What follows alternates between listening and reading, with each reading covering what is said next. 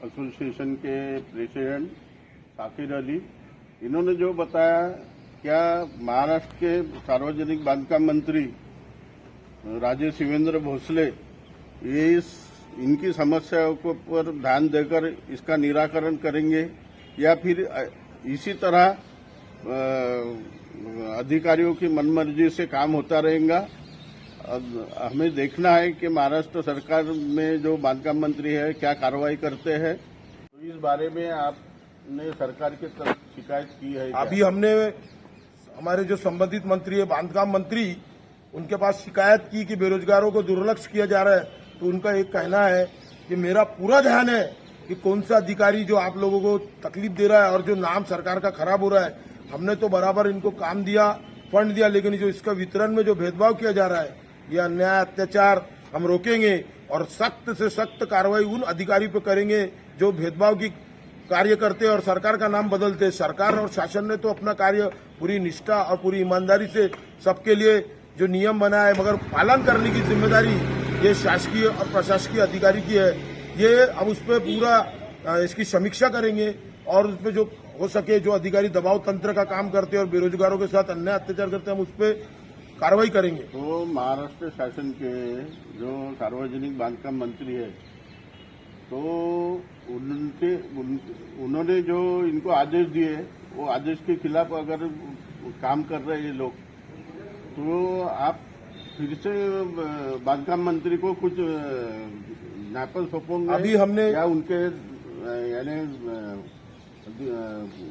नजर में ये सब जो हो रहा है, दौड़ यानी आपकी भाषा में क्या बोलते हैं उसको, घोटाला जो हो रहा है। हाँ। और हमने जब डिपार्टमेंट को जाके बताया कि मंत्री साहब ने ऐसे ऐसे कहा, तो उन्होंने कहा कि मंत्री साहब जो है उनको थोड़ी पता चलता है कि हम यहाँ क्या कर रहे हैं। ये तो पूरी सत्ता और पूरा प्रशासन हम चलाते हैं। और उनका जिस प्रकार से वो निर्भयता से बोल रहे थे कि हम जिसको चाहे उसको अपने मर्जी से पैसा देंगे, इसमें हम आप लोग बोलने वाले कुछ होते नहीं। इसमें सिर्फ बड़े जो लोग हैं उन्होंने ही पैसा लाया। तो हमारी ज्यादा से ज्यादा लक्ष्य जो है बड़े बड़े कॉन्ट्रैक्टर को देने की जिम्मेदारी है। और उनका ऐसा कहना है कि बेरोजगारों को एक प्रकार से दुर्लक्ष्य करने का जो काम उन्होंने किया, ये बड़ा दुख की बात है।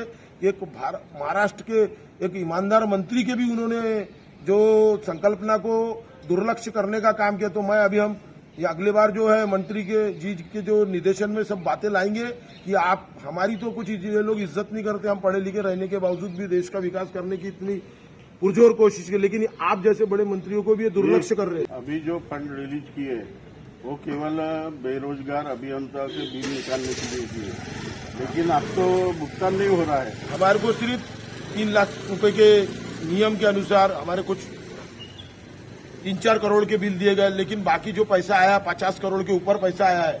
50 करोड़ के ऊपर आया, जो हमारे को 33% के हिसाब से बराबर 17 करोड़ रुपए मिलना चाहिए था। तो हमको सिर्फ यानी आपको जो 33 के हिसाब से पैसा दिया है, तो आपको उतना शेयर नहीं मिल रहा है। हमारा शेयर हमको नहीं मिला।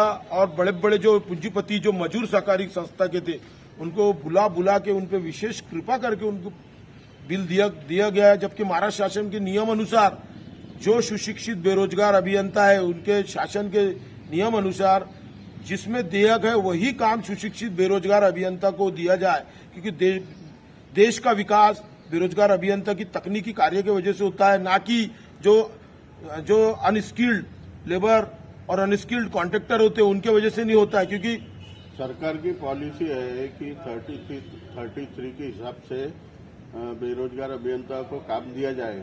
उतना सभी डिपार्टमेंट से आपको मिलता है क्या? आप जाके देखिए, डीडीआर के माध्यम से आप जाके देखिए कि उनका जो प्रतिशत ऑफ रेशो है, उनका जो रेशो आपको मिलेगा, कम से कम लगभग 60% उनको काम दिया जाता है। और बेरोजगार अभियंता का प्रतिशत 6% और 34% जनरल कॉन्ट्रैक्टर को दिया था। सिर्फ अन्याय और अत्याचार की घटना सिर्फ बेरोजगार अभियंता के माध्यम से होती है। और जब हम अधिकारी के पास जब जाते हैं और कहते हैं कि हमको जो ये रेशो से काम नहीं मिल रहा, तो उनका कहना है कि तुम्हारे को अगर हम रेशो से काम देंगे तो देश का विकास होगा, देश का भला होगा, हमारा भला नहीं होगा। हमारा भला अगर वो करते हैं तो बड़े कॉन्ट्रैक्टर करते हैं, और मजूर सहकारी संस्था के बड़े जो मजूर अमीर है, करोड़पति मजूर सहकारी संस्था, वो करते हैं और वो हमारा विकास करते हैं। और हमारा विकास यानी देश का विकास, यानी अधिकारियों का ये कहना है कि हम अधिकारी है और हमारा विकास होता है तो देश का विकास होता है, परंतु